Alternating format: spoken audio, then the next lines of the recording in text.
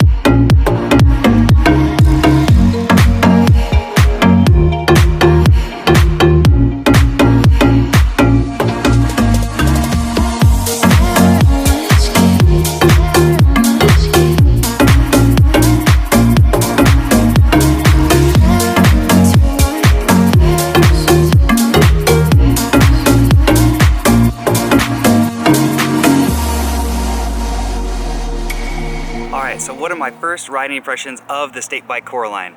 To be honest, it rides kind of like every other fixed gear in this price category. It's a chromoly frame and fork, relatively stiff for what it is.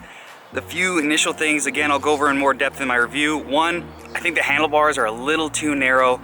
I get it, for city riding, it's probably great so you can squeeze between stuff, but I felt like anytime I had to get out of the saddle, I didn't have much leverage. So I would like maybe a 40 to 60 millimeter wider riser bar if you're gonna be riding those, or unless you just like really tight stuff. I'm about 5'11". I'm not super broad in the shoulders, but I think most people, especially with the new trends I feel that are going on with urban riding, a lot of guys are riding like uncut mountain bars, so that's one thing I definitely would recommend.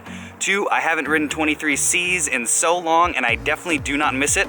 This ride is really harsh because of the tires. This bike is already comfortable because of that chromoly frame, but with a set of a nice 28C tires, this thing would be way better on the streets.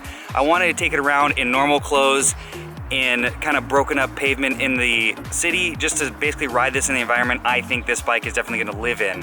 Also, lastly, I think the gearing is a little aggressive for city riding, especially with hills. I rode a predominantly flat little route, but it's definitely something that if you prefer lower cadence, this is the gearing you probably like. I'd probably tooth up one size to add a little bit more because I'm definitely more of a cadence guy. I tend to spin about 85 to 95 RPM. It's kind of my sweet spot.